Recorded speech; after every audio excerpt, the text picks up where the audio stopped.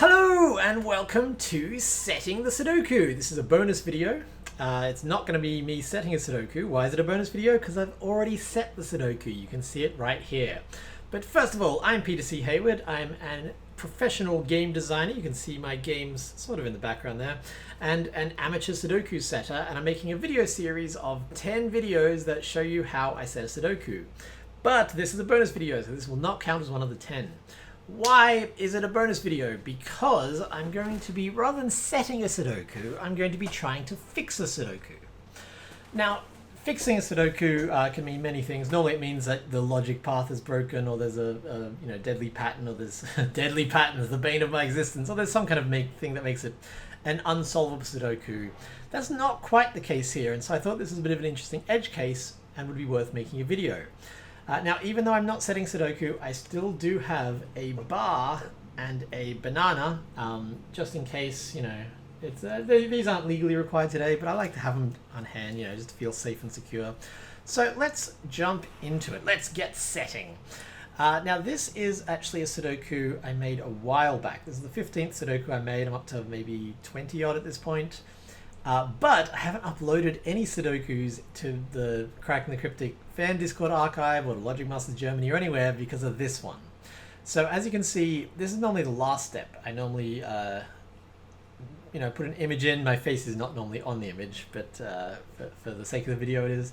And I write up the rules and I make a little graphic, and then I also set it in F puzzles, and I just do everything I can possibly do.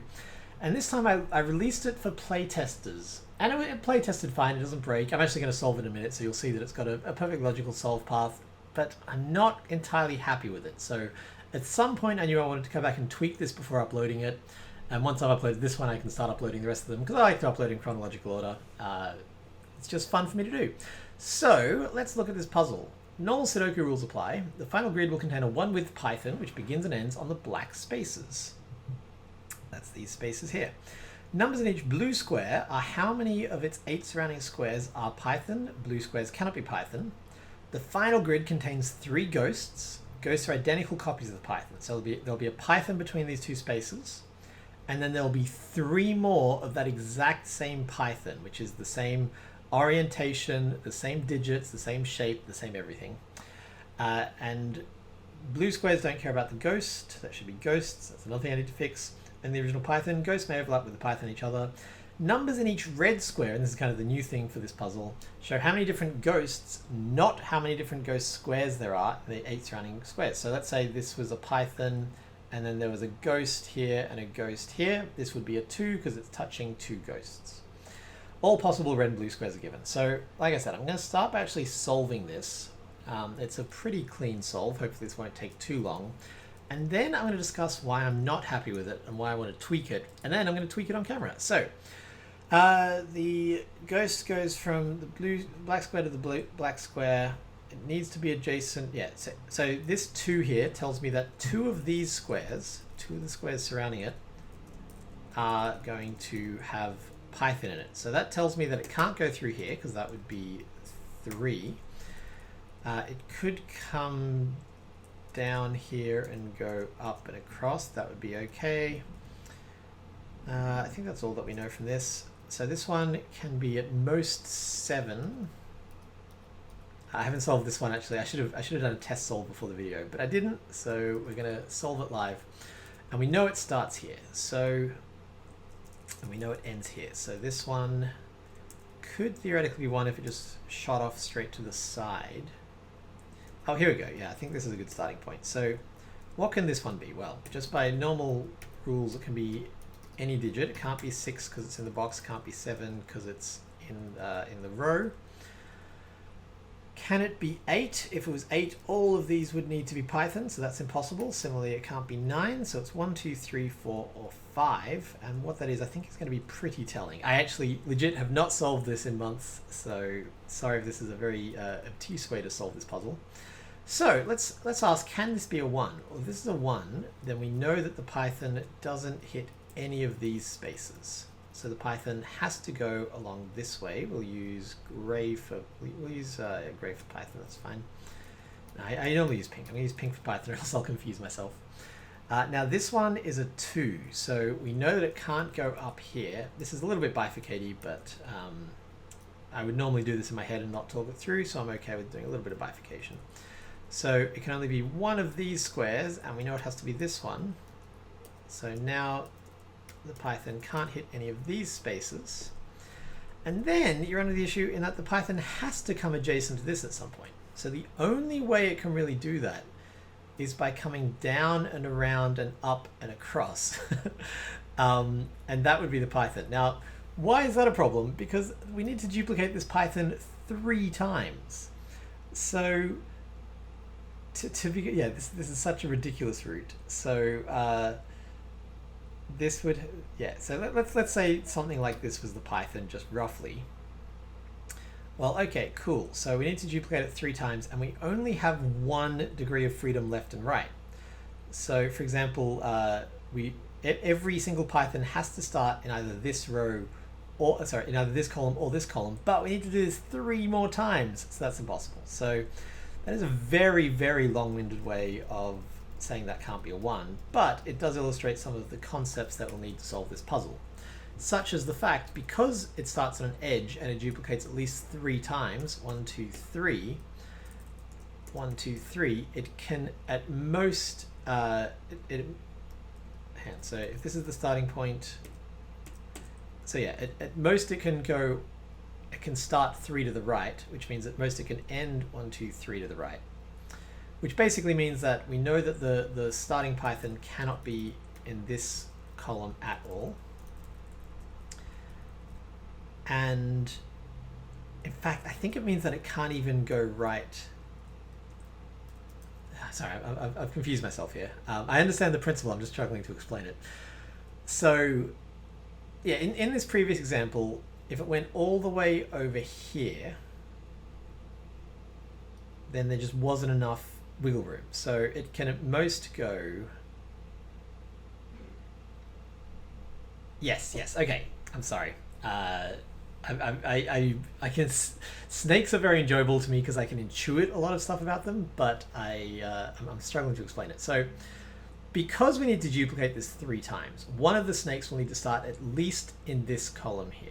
At least, because otherwise we would have the same digit, whatever digit goes here would be repeated in a column. So at least one of them has to start here, which means that it have to end here, which means that we can't even go 2 over. So if this ended 2 over, then there just wouldn't be room for all the clone snakes. So we know, cracking the cryptic I ain't, I'm sorry to say, we know that the snake, the original Python, cannot go into any of those columns. Now, a fun rule about Pythons is that if they can't touch themselves, then they can't hit a little 1 by 2. They can't go into a square like this, because how would it get out again? It'd have to come out and touch itself. That's impossible. So we can immediately rule out this space and this space. And now you'll see this little guy can either be 1, 2, 3, or 4, getting pretty limited in what it can, how many spots it can touch. This could still, well no, because this is the start, it can't be all 5. So it could be at most, well it can't be this one at all in fact, because it would hit a dead end. So this can be at most 4, and it can't even be 4, because if it was all 4 then it would have to be going through the endpoint, and the endpoint is definitely not a thoroughfare, it's a start or an end.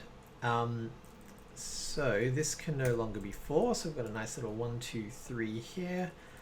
What else do we know? Well, let's look at, I was going to say, do we know anything about the height of it in the same way as we were able to rule out stuff there? I don't think we necessarily do.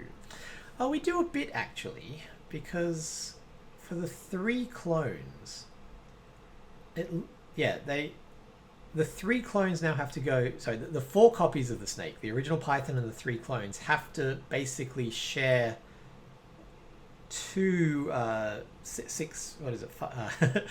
I know how to speak English, I promise. It needs to share 1, 2, 3, 4, 5, 6 columns. So they can't all start, for example, in these 3 rows, because then you'd have to have, 1, 2, and then where does the 3rd one start? It can't start anywhere in this box or anywhere in this box. So maybe 3, let's say that was 4. So yeah, it can't dip too far vertically. This is not a very useful path, but you understand the thinking. Let's see. So could this be 1? If this was 1, it would have to come up and then immediately swing to the left. And that would, yeah, that would be doable. This would just be a 1. Okay, so not sure what to do next in my own puzzle. Can this one be a 7? No, because that would require all of these to be snake. And again, we know this is an end, so it can't be a little sideways point. That's not super helpful. Okay, maybe we can work out whether the snake goes above or below. If it goes below, yeah, so this 2 is quite limiting. So if it goes below, it would have to go through this space and this space. Because we know at some point, well, actually, hang on. So there's 3 possibilities. It either comes through here, or comes through here. Now, I'm pretty sure if it comes through, if it comes down here, it's going to be too tall. 1, 2, 3, 4, 5, 6. So remember, we need to clone the snake multiple times. So 1, 2, 3, 4, 5. Yeah. So if it was a 6 height python, then it could at most go down here. We'd have to fit 4 snakes into these 4 rows, which I think is theoretically possible. If you had like 1, 2, 3, no, it's not possible. So yes, it can't come down here. So it either has to come through here or through here. There's probably a cleaner solve, frankly. I just don't remember it. This is how I'm solving it for you now. So the question is, does it come through here? Or does it come through here? Well, let's look at this one first, because if it comes through here, it has to hit those 2 spaces. And then because this is a 2, it can't hit any of those. So now its path is pretty forced. It has to do this. And it hasn't touched this box or this box at all. So we know that's not possible. There's no other way to do that yet. So we know now that the snake definitely comes through here. So this is not a 1. We also know the snake doesn't come through here. And I think if it hits this space, it has to come through. There's no other way to use this space. Oh, actually, here's a better way of looking at it. Can this go down? Well, if this goes down, how is it going to connect back up to that? It would have to touch itself. That's impossible. So we know that this snake doesn't go down. Because it doesn't go down, it can't, come down here and then out and then reconnect back up. So we know it doesn't hit any of these spots. Logic. And so now this 2 is very limited. It can't be this one and this one. That doesn't make any sense. So we know it's this one. What else do we know? It could be, that could still be a 6. No, oh yes, it could still be a 6 because it could do this. And that would technically hit everything. Can this one be a 3? If this is a 3, it has to hit all 3 of those. I think that's actually okay. No, that's not okay. It can't be both of these because then we'd have this little T intersection in a snake. So this can't be a 3. Can it be this one at all? Yes. It would just look something like that. Wait, what did I just do? Ah, that's my history. Don't want that. Yeah, I don't think I proved that space. Okay, so can this snake go down? I'm pretty sure it can't, because if it goes down, how the heck is it going to connect back up to the rest of the snake? So this is now definitely a 2, which means that is snake. That is not snake, because that's where it starts. That's a corner, so that's snake. That's snake. That's now a 1, which we could have done a few different ways. That's a 2. This can't be a 3 or a 4. This is either a 5 or a 6, and that's all we know so far. And I remember from previous solves that we actually can't get any further without proving a little bit more about where this snake starts elsewhere. So how are we going to do that? So we need to place this snake here with its 1, 2, 3, 4, 5 height and 1, 2, 3, 4, 5 width. It's a little square basically. We need to clone this snake 3 times. That's so many times. So many times we need to clone this snake. And blue squares do not care about the ghost. And the red squares are going to tell us how many ghosts they touch. So we know that the ghost, not this original snake, just the ghost, I conveniently made it so that the original snake doesn't touch any of the red squares. Good job, Peter. We know these red squares touch, each of them touches at least one ghost. And there are a total of 3 ghosts, so we actually know all of these are either a 1, 2, or 3. This is kind of the little twist on Ghost Python 3. I should have said at the start of the video, try to solve this before watching it, because I'm just giving away the, you know, giving away the cow. Okay, so can this one, for example, touch 3 different ghosts? No, this is not a helpful train of thought to go down. Red squares cannot be ghosts. Okay, so this is the next stage. We've got this nice little shape here, which I'm going to color entirely pink. And we know that this shape needs to be placed without touching ghosts or repeating, or, you know, being in the same row or column as itself 3 times. So how can we place this weird shape so that it touches this space? So well, we know that in order to touch this space, let's see, what can we do here? Okay, well, how can it touch this space? It obviously, like this, it can't just move over, so it needs to go down 1. So we know that one of the starting points, I'm just going to give this a number for now, let's call this 7. I don't know if it is a 7, I'm just going to call it 7. We know that this starting 7 needs to be down 1 from where it is in order to touch this. Obviously, it can't just be like, you know, these 3 spots can't be these 3 spots, because then this digit would repeat here. That's going to be a problem. And if we move the 7 down 2, then it's never going to reach that. So at some point, this a ghost starts 1 lower from where this started, and then goes through this shape. So it obviously can't start here, here, or here. What if it started here? Then it would go 1, 2, 3, 1, 2, 3, 4, 1, 2, and nicely not touch any of these red cells, which is important. So that was if it started here. If it starts here, you'll see it touches a red cell, and if it starts here, it goes off the grid. So we know immediately that, and again, this is not a 7. So I'm just gonna use a center 7 for this starting point. We know that one of the ghosts starts here. You can very easily logic that out, which means that this ghost, which I will do in gray, goes 1, 2, 3, 1, 2, 3, 4, 1, 2. And because it hits this 7 and they are clones, we know that this is a 7. So this example 7 was the exact wrong number. Let's do, I don't know, 5. So yes, we know that, I actually don't need that number anymore at all, because I've now drawn the ghost in. So then if it goes up, then this is going to be an 8, and if it goes across, then this space will be the space. Cool. And then this can only possibly touch 1 ghost. It doesn't make any sense for it to try to touch 2 or 3. As you've seen, we found the only place that a ghost can go to touch that. So these can't be 1.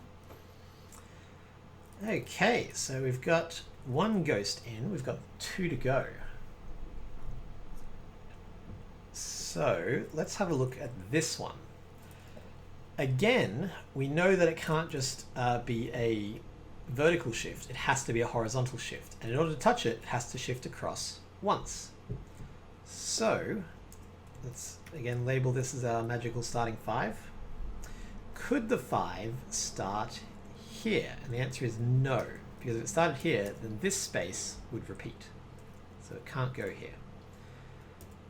It obviously can't go here because that's in the same box. Can it go here? And we would be 1, 2, 3, 1, 2, 3, 4, 1, 2. That's nice. It curls around that nicely, so that one's a possibility. Can it be here? We would go 1, 2, 3, 1, 2, 3, bam, bam. So this is going to hit that. And in fact, again, anytime you try to go lower, you're going to see it's going to hit that specific spot. So we now have a second ghost, which I will do in this nice yellow. So it starts here, and then it goes here, and then I'm going to use gold for when they overlap. So 1, 2, 3, 1, 2, 3, 4, 1, 2. And again, you'll see here we have a 6. So now we know that the 6 is, where is the 6? Oh, and from earlier we have the 7. So now we know that there is a 6 directly above the 7. So we can propagate that throughout the whole grid. And again, this one can only possibly touch one clone. It can't touch 3, which is the other option in that spot, because we know that there's one up here and it doesn't touch that space. So now we can look down here. This one can't touch just one ghost. It has to touch a second ghost. Can we do anything with that? This is a very, very long solve video for what he's going to be cleaning up, but hopefully you'll see how the puzzle works, and so the cleanup stage will make sense, because you need to understand the whole solve path to clean up a puzzle. Okay, so we've got a 2-3 pair here. I don't think that's very helpful.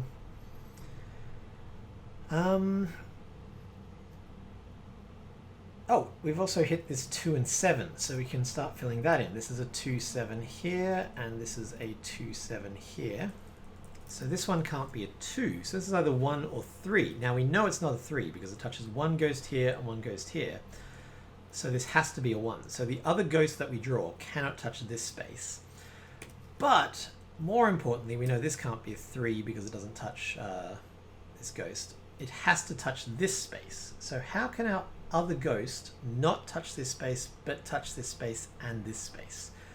And the answer is, honestly, I don't know. I haven't done this puzzle for a while. Well, you can see we've got a 2-7 here, and we know that there's a 2-7 in the ghost. So that's a pretty massive clue that maybe it starts here, and this would touch 2, then goes 2-7, and then down 1, 2, 3, 4, and then like that.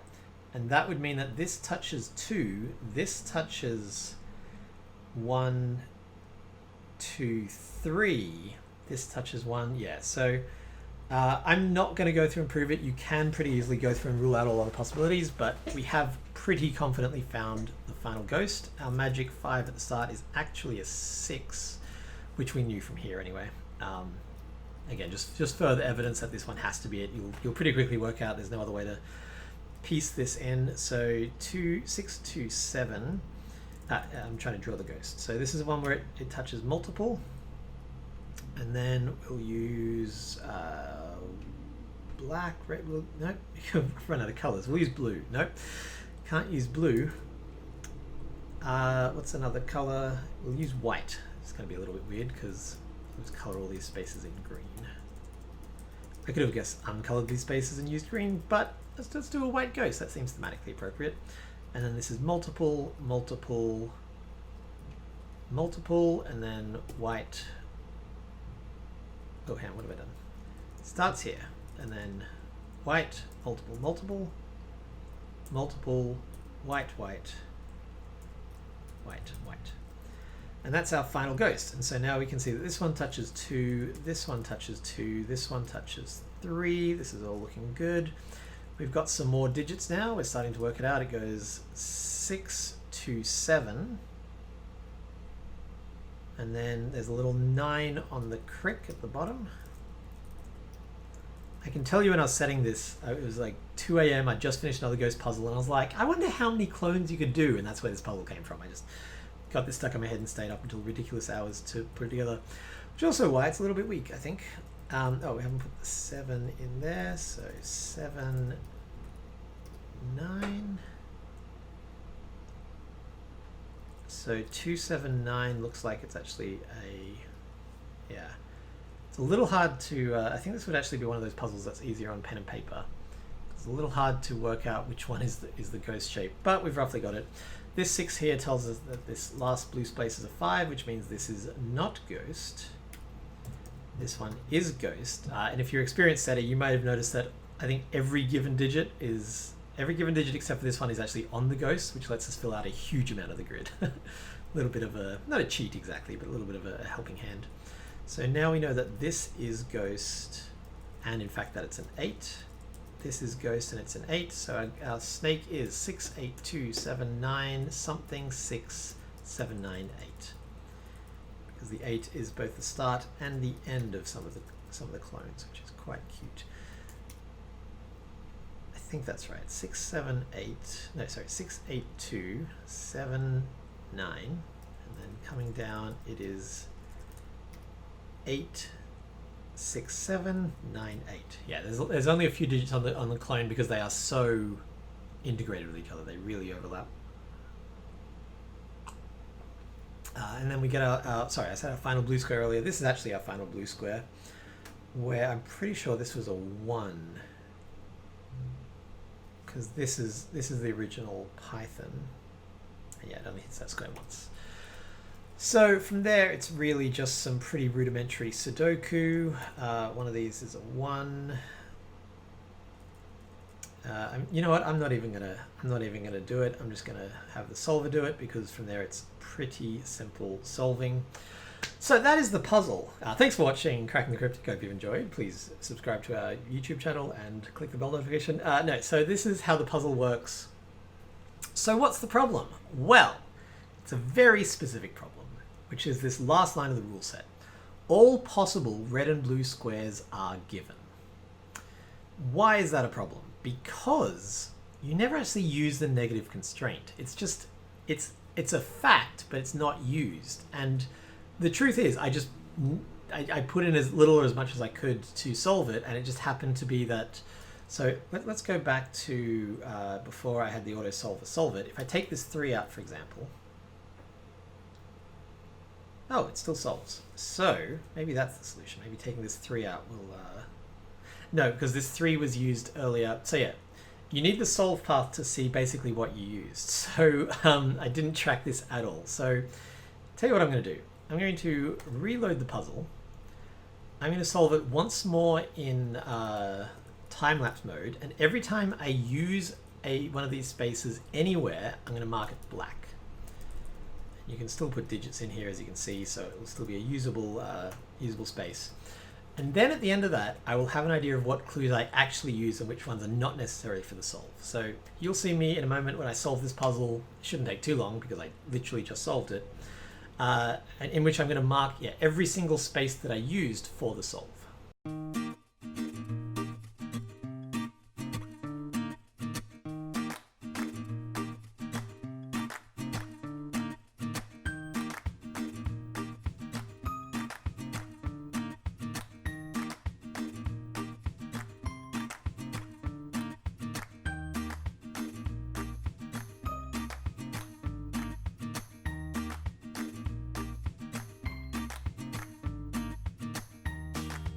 Okay, so I just solved. It took me about 20 minutes. I got very stuck at one point because I forgot how 2's worked.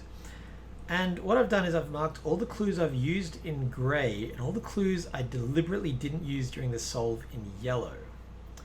As you can see, despite all that, I've only ended up with this very small deadly pattern at the bottom, which I could immediately resolve with one of these clues. Now, the question is, why do I care so much about this negative constraint not being used? The rule says all possible red and blue squares are given, but that's not used. So what? Does it matter? And honestly, no, it's not the end of the world. It's just, it's a little inelegance. It's a little bit of like, well, why is that rule in there, Peter? Why did you put that rule into the game if it's not going to come into play? Whereas if you can remove just one box of each color, and then you can say not all of them are given, hey, that's completely true. Whereas if you are saying all of them are given, then people are going to be like, ah, that's one of the rules. Peter's a pretty good setter. That must be important. They're going to be constantly looking for these exceptions. So by taking out these 2 blue squares and these 2 reds, these 3 blue squares, the final grid's only going to have 2 blue squares. So by taking out these 3 blue squares and this 1 red square, then technically, hey, I can say not all possible blue and squares are given. The thing I don't want to do is have them all given and then say they may or may not be given. Again, on paper, there's nothing wrong with that. If that's what works for you, go for it. I just don't like that, you know, hey, maybe I did, maybe I didn't, who knows? So, yeah, this actually fell together much easier than I was expecting. I was fully expecting this to be a massive slog of work. So what was this one? This was must be a 2 because it can't possibly see that ghost. The original Python is there. Oh, what's this one? I don't think I used this either. So I can actually get rid of another clue, which would be really nice. Yeah, using the constraint that there has to be so many clones and getting rid of these blue clues actually made it a little bit more interesting solve, because you really had to start thinking, okay, well, where could the clones go? And it did increase the difficulty. I mean, giving less clues is going to do that, but also it gave it a much more elegant solve path. I remember there being like, well, you can solve it this way or you can solve it this way, whereas now with so few clues, just these two given clues and no other blue clues at all, it really does lead to this interesting puzzle. Yeah, I'm going to put this clue back in. So the final grid is going to look like this. This is going to be red. This is going to be red. This is going to be red. This is going to be red. There's going to be a lot of reds. This is going to be red. And these two are going to be blue. And just from that and the rule set, -1 sentence, which would be really nice because I want to add in the rules. Do I have it open still? Yes. In the rules, I got rid of the bit where it's like, and it's a copy in shape and digits and rotation or whatever, and I got rid of that. So getting rid of this sentence, so I guess I can't really get rid of the sentence, so I'll have to say not all. But in any case, I'll have to fit a bit more rules in. I've lost my train of thought. So yes, with just these two blue clues, which I think is quite interesting for a Ghost Python puzzle, this should be uniquely solvable. Now, the next step, this would have to be a 2, right? It doesn't make any sense for it not to be a 2. That's what I was doing. So this is one Python.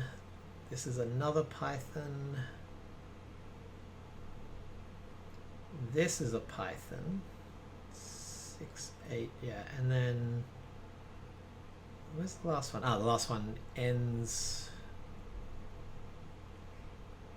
here. Yep. So okay, so that is a 2, and that gives me 3, 5, 3, 4, 2, 4, 5. So yes, by just having these clues, it should be uniquely solvable and use the clone logic a little bit more. But just to be sure, I'm going to go through and solve it once more without these clues. So I'll end here.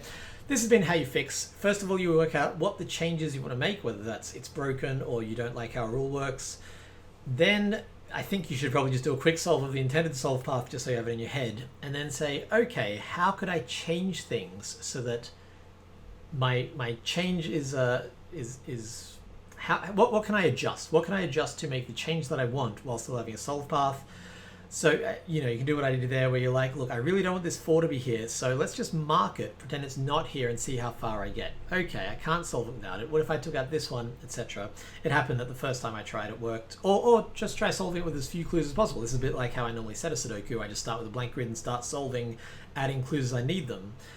Do that, essentially just be like, okay, well, I need this clue, so I can highlight it yellow or highlight it with a highlighter if you're doing it on paper.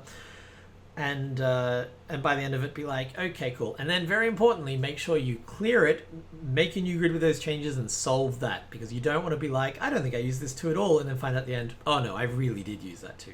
So for example, without this one and this one here, it is entirely possible that I've discounted the that you can solve like this and it'll make complete sense. I probably did, frankly. So I'm gonna say goodbye now. I'm gonna solve it again with this grid, the one that you see here without these yellow clues given.